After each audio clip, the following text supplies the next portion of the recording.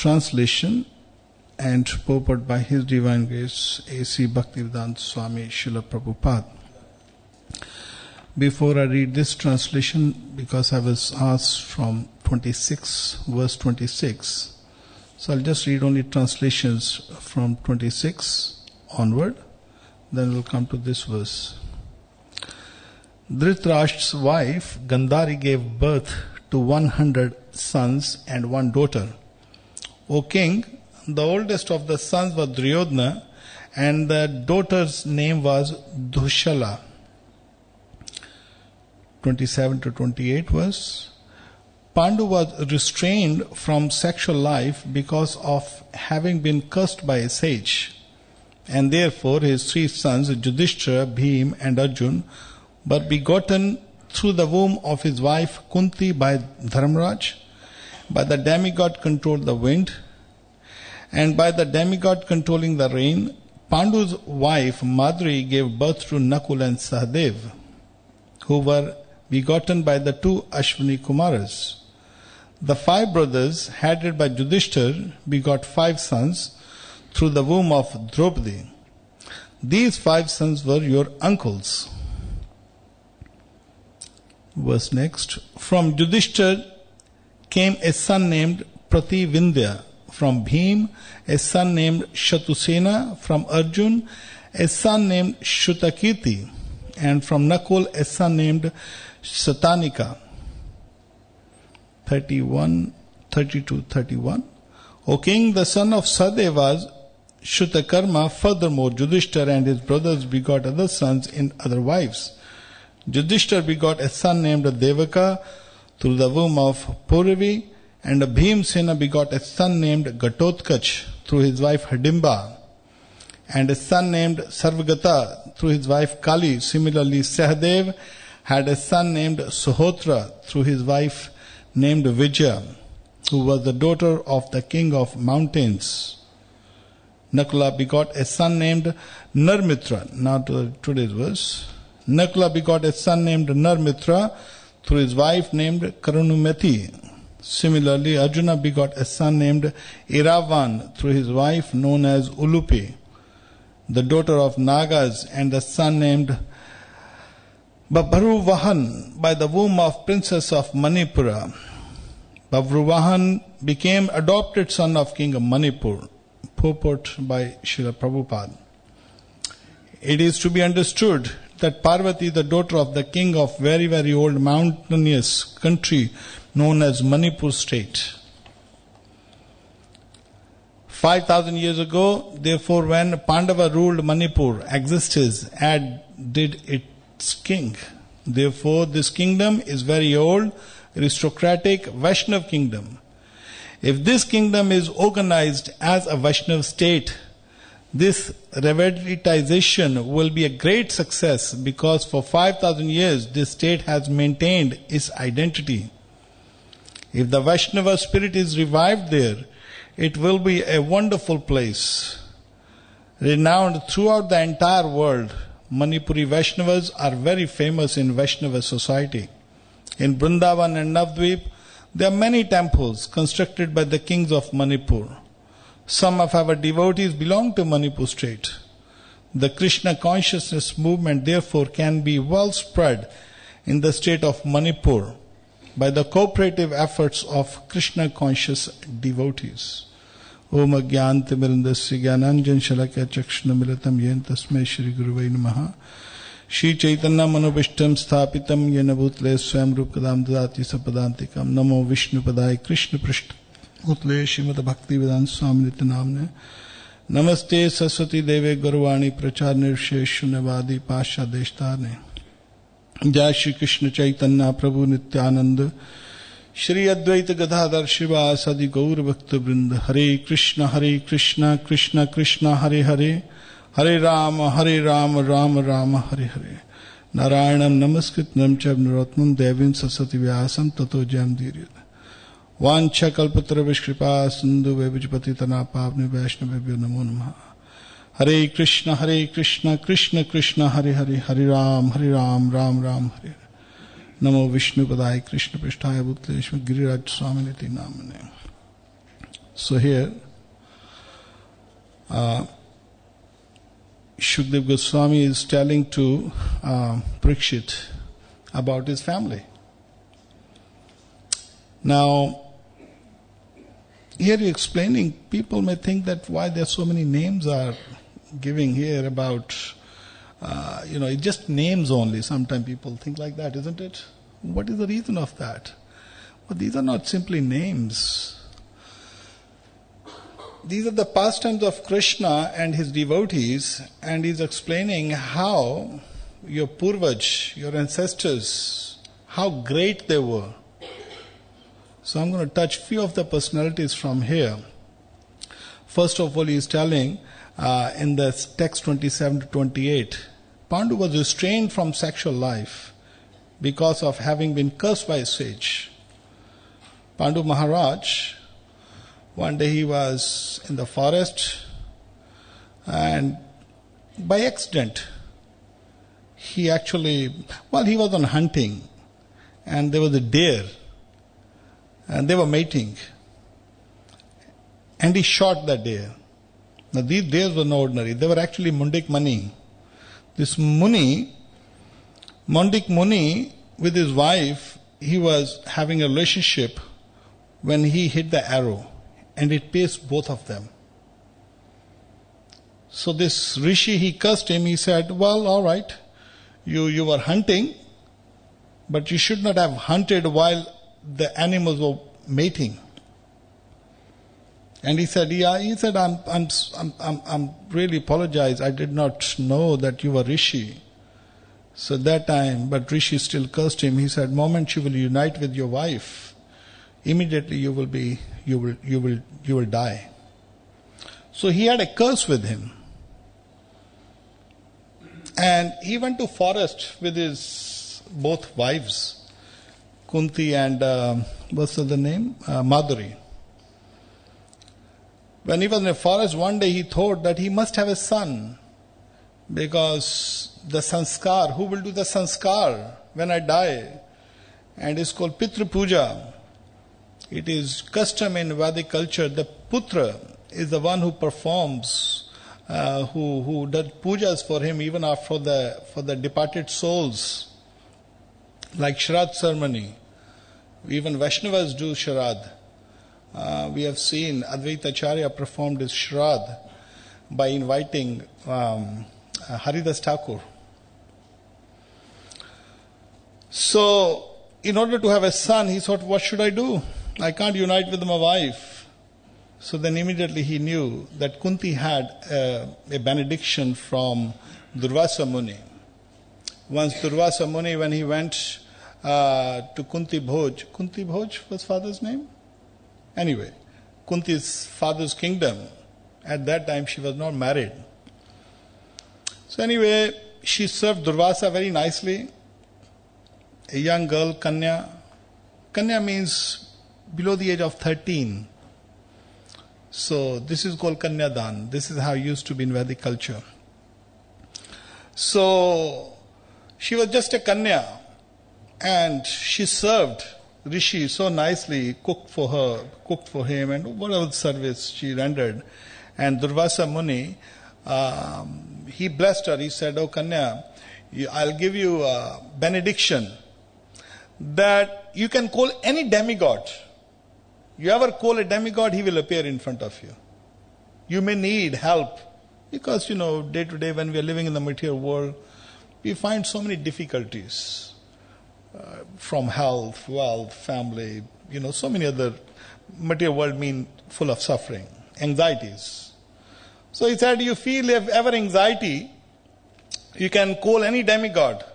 Just chant the name of demigod, he will appear in front of you to help you. So one day, after the Durvasa Muni departed from the palace, so she just looked through, she was thinking of the benediction. So she came out, she said, oh really? I mean, he given me a benediction, can I really call? So she just looked at the sun. So let me try it, if sun god can appear.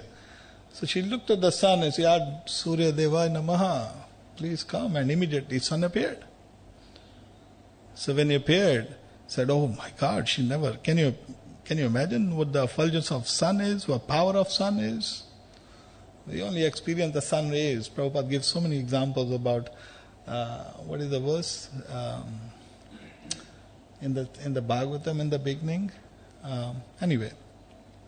So Prabhupada, he will give examples. Sun appeared. And he said, well, I have to give you benediction.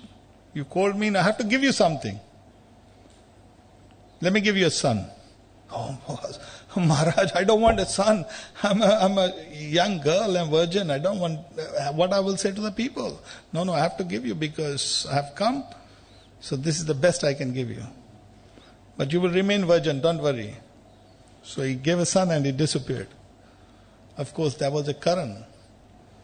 So there's a whole story in Mahabharata you see. So she had this benediction that she could call any demigod.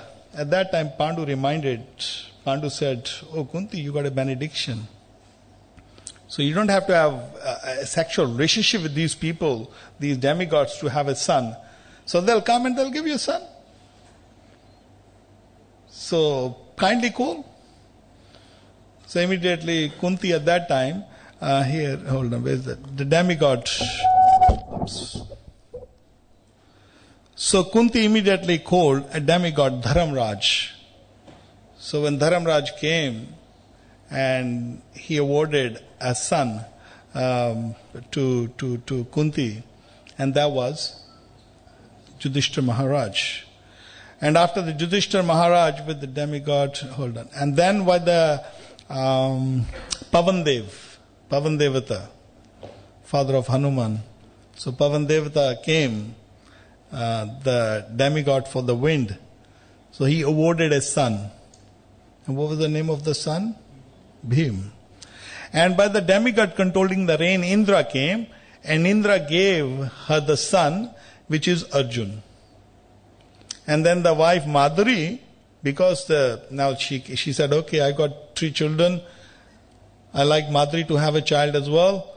So she again called the demigod Ashwini Kumaras. So these both Ashwini Kumaras came and they given 2 sons, Nakul and Sahadev.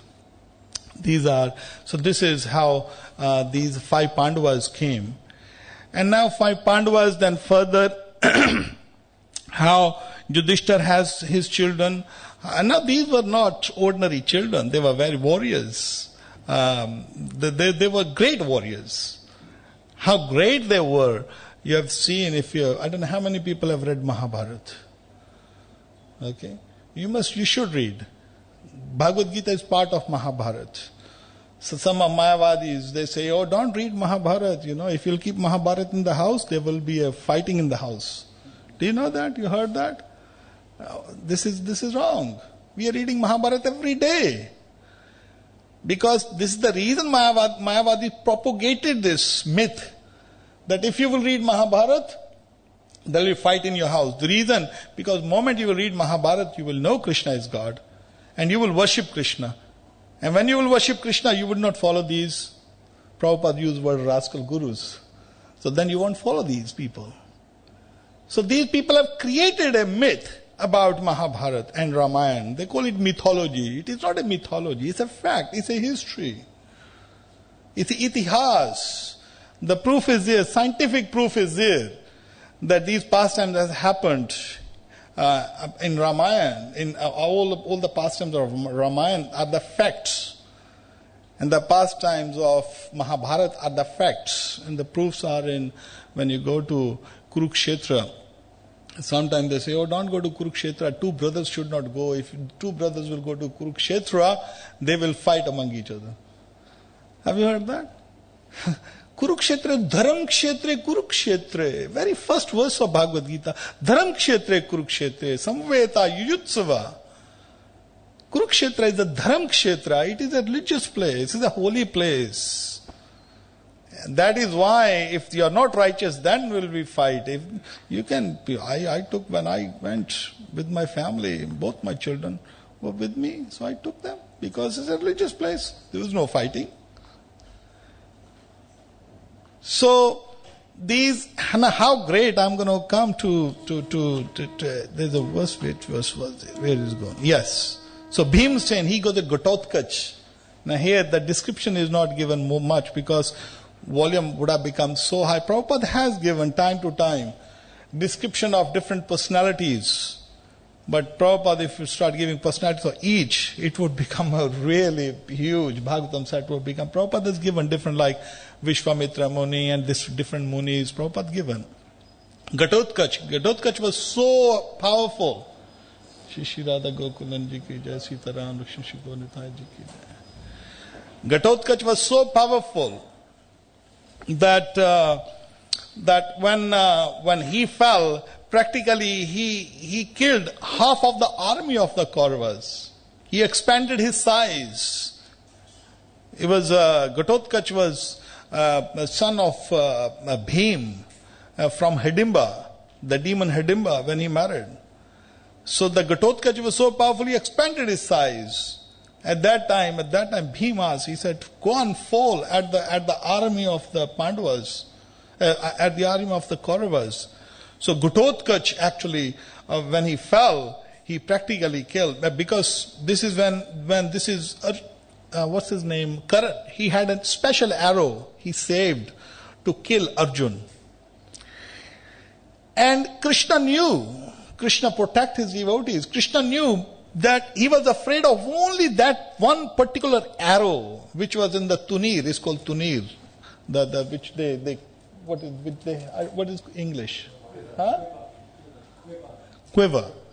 Tunir is better for me because I'm more habitual calling tunir. So he had in this tunir there was one arrow, and that arrow could have killed Arjun. And since the first day, Arjuna knew that somehow or other this arrow has to be destroyed. And then at the battlefield, he told Duryodhana, he said, my army is, Ghatotkach is killing my entire army. He said, kill this Ghatotkach. He said, if I'll kill this Ghatotkach with that arrow, they could not kill him with any arrow. He said, you got the arrow, you kill him. He said, I have kept that arrow for Arjun. He said, no. What will you do with Arjun? Are you fighting only with Arjun, or my whole army will be finished? Then there will be no war. I will lose the war. So you have to do something.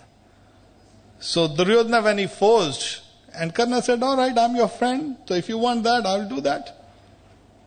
So when he hit the Ghatotkach, at that time Ghatotkach was dying.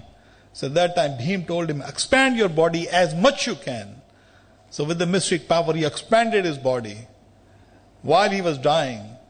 So he fell at the army of Kauravas, and half of the Kauravas army were killed. Now Ghatotkach's son, what was his name? Barbrik. Barbrik was very powerful. Barbrik was powerful than anybody. Now you may think that, you have heard in this army, even the moment we open Bhagavad Gita, there's so many soldiers, so many people are so powerful. Arjun, Bhim, Nakul, Sudev, Duryodhana, Dushashan, Kritavarma, so many powerful, even Karna, they were powerful. But matter of fact, nobody was powerful than Barbrik, even Ghatotkach. And the glorification of Ghatotkach is in Mahabharata, and there is another scripture, I have forgotten the name of, Barbrik. Before the battlefield of Kurukshetra was starting, at that time, I'm bringing back you now, before the battlefield of Mahabharata. So Krishna was discussing with all the five Pandavas. So Arjun, what do you think? How many days you will be able to finish this war? He said, I will take 28 days to finish this war. Of course, the war was done in 18 days. So he said, I will take 28 days. I can finish the entire Kaurava army single-handedly. So then he asked other one, I don't remember exact days now. I think Bhima gave 24 days. So the different Pandavas given different days. Yudhishthira said, I can do within these many days. So Krishna heard. So battlefield was just about to start. Everybody was processing toward the Kurukshetra, Dharamkshetra, Kurukshetra. You must tell the people, it is not, it is a religious place, Dharamkshetra. So everybody was heading toward the Kurukshetra. Now Krishna is the Supreme Personality of Godhead. He knew heart of every living entity. Now 650 million soldiers were heading toward Kurukshetra. Can you imagine? 650 million. So when they were heading toward, and Krishna is the God, He is the Supreme Personality, and He is a friend of the Pandavas. Pritranaya sadhunam vinashācha dushkritam. Now He is well-wisher of Pandavas. Before the war, he asked, he said, okay, when Duryodhana and Arjun went, and so Duryodhana, he said, so what do you want? He asked, Duryodhana said, okay, he said, you can have me alone, but I will not fight, Krishna said. You can have me on your side, but I won't even pick the weapon up. Or you can have my entire Narayani Sena, which was the most powerful on the planet Earth at that time. So, he gave an option. But Arjun selected, he said, Krishna, I'd just like to have you only. I don't want your Narayani Sena. And Duryodhana was very happy. Oh, such a fool. He taking the person, okay, he may be very powerful, maybe mystic man, but he's taken only Krishna. And now I'm having the entire army of Krishna. The whole Dwarka Vasis, they will all fight for me. Oh, I'm very happy. Of course, Shikhandi said, what a fool you are. Krishna alone is a powerful. Krishna is a well-wisher of his devotees. So Krishna immediately knew, yes, all the soldiers are heading toward. So Krishna's eyes were on one particular warrior. And the one particular warrior, Krishna was not thinking about Duryodhana. Krishna was not thinking about Bhim. Krishna was not thinking about Karan. Krishna was not thinking about any other warrior except one warrior.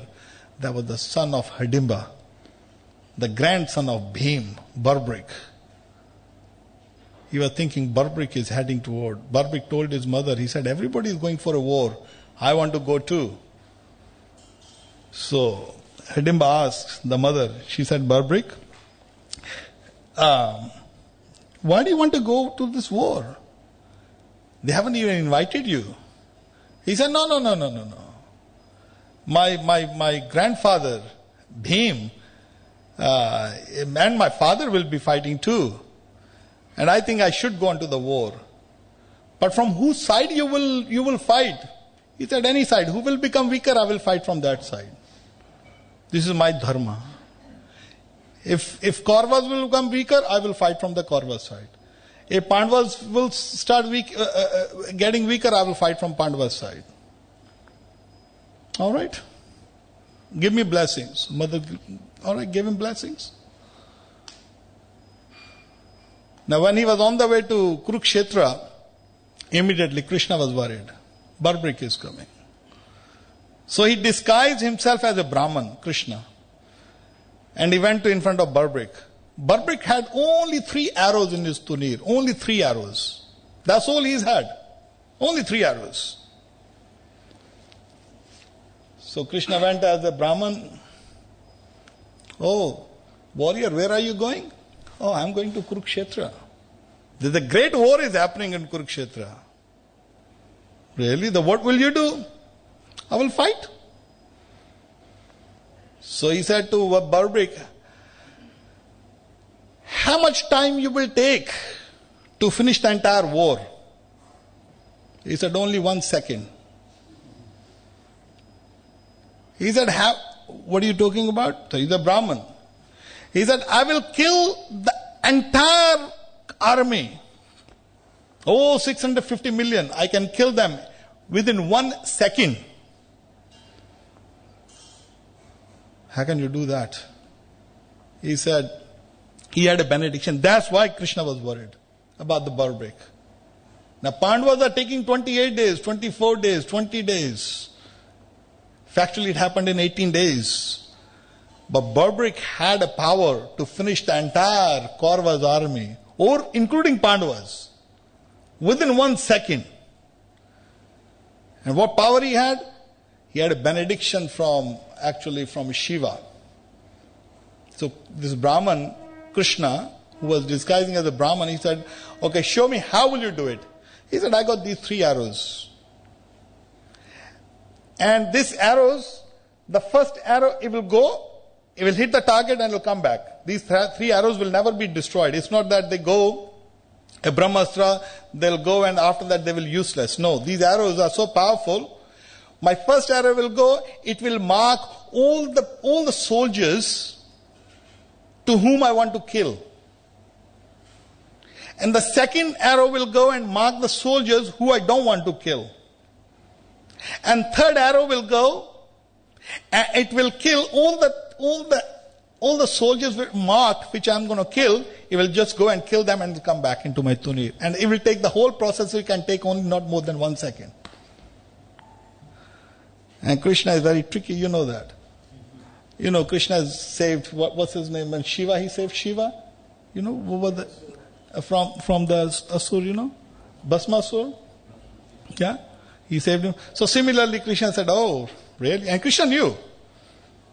These arrows will act. It's a benediction of Shiva. Now Krishna is going to destroy his somehow. What is going to Krishna do? So Krishna said, all right, Barbaric, if you think I'm a Brahman, and I go with the facts, I don't doubt at your ability, but I want to see that really can you do this? And immediately he said, if you can do this, I've got this tree. There's so many leaves on this tree. If you can pierce all the trees with your arrows, you put a hole in the trees of every single leaf, then I will accept that you got this ability. He said, no problem. So immediately he took the arrow. Om Namo Shivaya. Shiva's benediction. He shot the arrow. And this arrow went and it put hole, it marked. Now he's marking all the trees. So this arrow went and immediately the tree, every single leaf of the tree had a hole. And after that, every single leaf was marked within a flick of second. And then this arrow was start rotating toward the foot of Krishna. Because Krishna wanted to see. So what Krishna done, he hid one of the leaf of the tree under his foot. So when the arrow was rotating toward his foot, at that time he looked at it, he marked everything. He said to this Barbaric, he said, Barbaric, why your arrow is, I seen all the holes, I accept whatever you marked every single leaf of the tree. But Barbaric, why it is rotating toward my foot? He said, oh Brahman, you are not a Brahman. And he fell at the feet.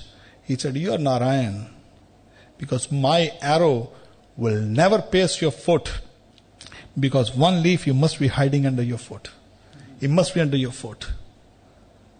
So at that time when he fell at the feet of Narayan, and immediately Krishna came back, he said, yes. So immediately he offered his obeisances. He said, my Lord, my arrow cannot pierce your foot.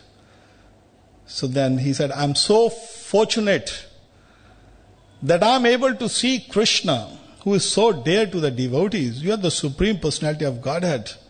And such a great fortune. I wanted to see the war, and I knew you're fighting from the side of Pandavas. And I always wanted to have your darshan, and please, how I can serve you. Give me opportunity to serve you. And he wanted to surrender because he knew Krishna is a God. Like Bali Maharaj, what can I do for you? Krishna said, all right, if you really want to surrender me, and generally people surrender, they bow down their head, isn't it? He said, yes, so I want your head. Give me your head. And Barbaric immediately, he said, my Lord, I'm so happy that you asked me the head. And he said, I'm feeling ecstasy offering you my head. But I got one desire before I offer you my head to you. What is that? If I offer the head, I won't be able to fight in the war. But my Lord, I don't want to miss the opportunity of seeing this great war of Mahabharata at Kurukshetra. Give me a benediction so I can see the war at least. So Krishna said, immediately he cut his head and he offered it to Krishna. Krishna said, yes, no problem. Your head will be able to see the entire war. So then they put the head of Barbrick on the top of a hill. I mean, when I studied this, this is, you learn in India, because you're born in that area, and so going Kurukshetra and all this. But some people say it is put on a mountain, and some people said it was on something. But I think it's on mountain. That's what I read this. So they put this on the peak of a mountain. For Barbrick was seeing the entire war of Pandavas for 18 days. He saw the entire war. What's the time? I got 10-15 minutes. So when he saw the entire war and the head. So Barbrick, when the war was finished, all the 600 soldiers were killed, and the only left was 5 Pandavas and Kritavarma and Ashwasthama from the side of Kauravas. Kritavarma and Ashwasthama were survived.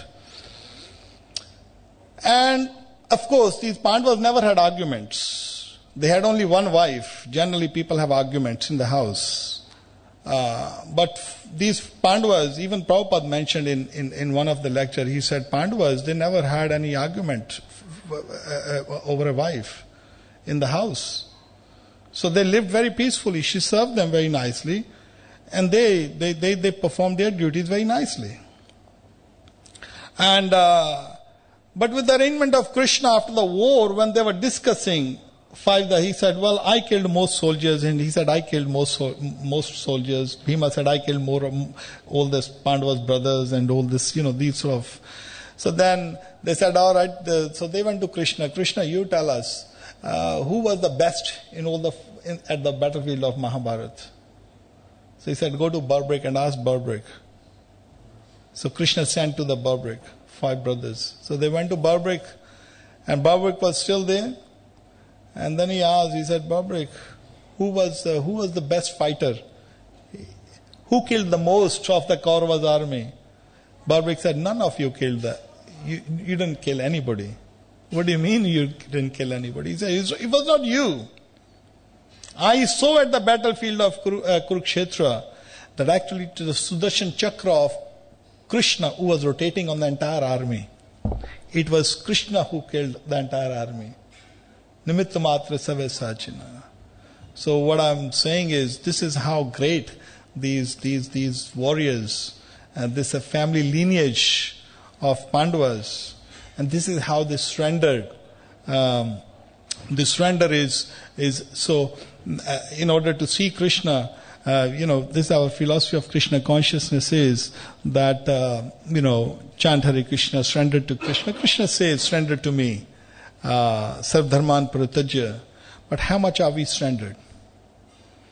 Look at the Bali Maharaj. Look at the, Barbrick. And Barbrick is, Krishna actually blessed him. He said, you will be known as a Khatu Sham. The temple of Barbrick is near Jaipur, about 70 kilometers from Jaipur. And anybody heard the word Khatu Sham? Yes, you're from Vrindavan, so that's why you know. So he said, Krishna said, you will be worshipped on my name. So they said the original head of Barbrick is still there in the Khatu Sham temple. So anyway, so these whole process of Krishna consciousness is the surrender. So simply follow 4 regulative principle is not makes us devotee. Oh, I am following 4 regulative principle. Oh, he's a very strict brahmachari, he's a very strict householder, He follow principles, But following principles is not Krishna consciousness. Following principles just makes us human. But really Krishna conscious starts when we chant Hare Krishna, Krishna Krishna, Hare Hare, Hare Ram, Ram Ram. Purify our existence. Surrender. How much have we surrendered? And when we really surrender to Krishna, like Dukhi Krishna Das when he was in Vrindavan, Today is the disappearance of Rupa Goswami. Now, Rupa Goswami, Prabhupada, he written all this Bhagavatam. He was sitting in the Radha Damodar temple. Through the window he would see Sri Rupa Goswami. Prabhupada said, I got inspired. I used to pray to Rupa Goswami. So Rupa Goswami, we all are reading, it's because of Rupa Goswami. Rup Sanatana Bhattaraguna, Shri Jiva Gopal Bhatta Das Raghunath. 6 Goswamis, Sapta Devalayas, 7 temples of Vrindavan. And how beautiful that is, surrender, because before 6 Goswamis who actually, what is the right word? They taken Vrindavan for us. Before 6 Goswamis, actually it was Loknath Goswami and Bhugarva Goswami who went to Vrindavan. So then after Loknath Goswami and Bhugarva Goswami is child Krishna, the deity is in Radha Damodar temple. So before them, after them, then Rupa Goswami and Sanatana Goswami came. And Sanatana Goswami is the eldest brother. And the Rupa is younger.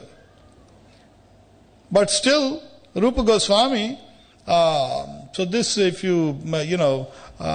because we are the followers of Rupa Nugas, Rupa Goswamis. Without them, it is not possible to understand Krishna consciousness. It is no way. People go to Vrindavan. You see, if you now, when we started going to Vrindavan, it was not very busy. At the time of when Prabhupada started, when the devotees went in 1969, it was very quiet. Even Krishna Balaram temple was like a forest outside. But now, when we started going, it was Krishna Balaram temple. There was nothing in front of Krishna Balaram temple. They've newly built some shops. They were empty. And there was no rush. But now and then the rush is building up. But now you go, oh my God, you can't even move. Not on festival days, every day, and particularly on Sunday, is everyday festival. So people are going, so many people are flocking into Vrindavan. So much traffic. But then what do? People even got no clue about the Sapta Devalayas. 7 temples of our Goswamis. People got no connection about that. People go to, isn't it? Just go to Bihariji temple and out. But if you want to know about Krishna, then you have to. You cannot know Krishna simply go to Bihariji. No, you cannot know. It's not possible. No Kirtan. Do you find Kirtan in Bihari temple? No. Bihariji is there. But real Bihariji is not over there. Real Bihariji is in our Krishna Balaram temple. Prabhupada says very clearly. He said, if you want to see Vrindavan, Vrindavan is within the 4 walls of Krishna Balaram temple. And it is a fact. It's a fact. Now one may say, how can you say, oh no, you must be a follower of ISKCON, that's what you're saying. No, it is a fact. Why? Because actually Vrindavan is only within the Sapta Devalaya. The followers of Chaitanya Mahaprabhu, Rupa Goswami, Rup Sanatana Bhattaraguna, Shri Jiva Gopal Bhatta Das Raghunath, Radha Madan Mohan, Radha Govind ji, Radha Gopinath ji, Radha Damodar ji, Radha Shyam Sundar ji, you see, and Radha Raman and Radha Gokul Nanda. These are the 7 temples. Now 7 temples, you see, I can sit down another hours. It's like, when we say you chant Hare Krishna, Krishna, you want to feel the love of Krishna, you surrender to Krishna, you can feel. Bhugarva Goswami, why name is Bhugarva? Because he would just go under this ground and just chant. Similarly is this Dukhi Krishnadas, Shyamananda Prabhu. If you go to Radha Shyam Sundar temple, right next to Radha Damodar temple, how many people seen Radha Shyam Sundar temple? Do you know there's a small deities over there, 2 deities? Is Lala Lali, Radha Shyam Sundar, they are named Radha Shyam Sundar. They actually manifested from the heart of Radharani. The whole story, sometime other will discuss the story, how, Shyamananda Prabhu was blessed. And not only that, very quick one. What's the time? We got 5 minutes. Is it okay? have to follow the authorities of temple. So it's like when Shyamananda was there and Radharani and Krishna, there was rasa dance was going out there, and then the ankle bell fell. I'm giving very brief. When the ankle bell fell, and he immediately he would say, this is not ordinary. Because divine, it belongs to, it's not ordinary jewelry which is manufactured in this world, material world. It's a divine from the spiritual world. The ankle bell of Radharani. A moment the Shyamananda touched, immediately he felt ecstasy. Oh my God. And immediately, you touch a wire, you feel a current. So you touch he said, oh, and immediately he felt ecstasy. So he said, this is not ordinary. So he kept. And Radharani, she sent Lalita Sakhi, go and bring my ankle bell. I fell on the last night when I was dancing with Krishna in the courtyard. And at that time, when Lalita Sakhi came with the old lady, she came. She said, "Oh, Baba, my daughter-in-law, she was here yesterday and she lost her ankle bell." And immediately he said, "Oh, your daughter-in-law lost ankle bell?" He said, "Yes." So if she has lost ankle bell, tell her to come and take it. And Lalita Sakhi, he told this old lady, he was Lalita Sakhi. Lalita Sakhi went to Radharani. He said, she is not giving. He said, you send your daughter-in-law. So Radharani personally came and taken this ankle bell.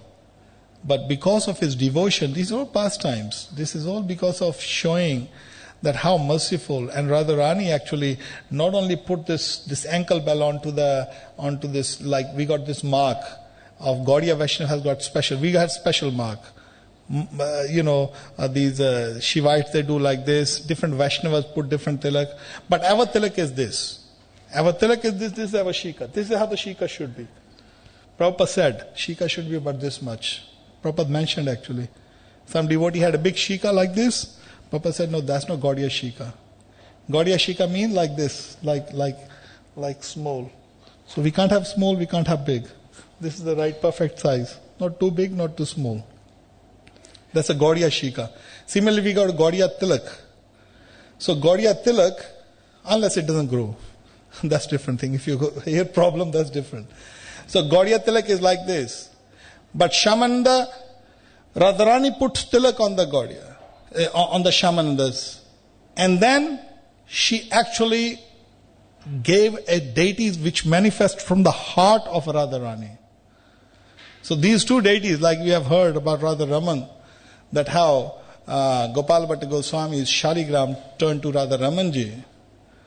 But here, a set of deities manifested from the heart of Radharani, and immediately she gave this deity to Shyamananda Prabhu. And these deities are called Radha Shyam Sundar. Another name is of these deities. There are two deities in Radha Shyam Sundar temple. One is the main deities, which is Baldev Vidyabhushan. And Prabhupada, when he named in Krishna Balaram his own deities, he said Radha Shyam Sundar. If you see in the Bhagavad Gita, he said, I dedicate this to Baldev Vidyabhushan. So Prabhupada even. So these are the deities. So Krishna manifests. So Krishna can manifest only if we do some work. Surrender. And the surrender, you have seen these devotees. So our surrender, we are nowhere near the surrender. We are nowhere near the surrender. So we have to purify ourselves in the association of devotees. I'll tell you one thing before I wind up. Is sometimes devotees say, I'm not happy in the temple, I'm not happy here, or in the organization, and all in like this. Srila Bhaktisanta Saraswati Thakur Maharaj, once somebody told Srila Bhaktisanta Saraswati Thakur Maharaj, he said, in your Bagh Bazaar, some of the devotees are not behaving properly. So this problem was even there in Gaudiya Math, even at the time of Bhaktisanta Saraswati Thakur. So they said, some of people are not following properly. So they should not be allowed to live in the mutt. You should not allow them to live in the mutt. So Bhaktisanta Saraswati Thakur said to the person, he said, so can you tell me a better place than this mutt where they can live? You understand? He said, can you tell us a better place than the mutt where they can live? Actually, there is no other better place in the world than the place where Chaitanya Mahaprabhu is getting worshipped. The place where Chaitanya Mahaprabhu is getting worshipped, that is the best place.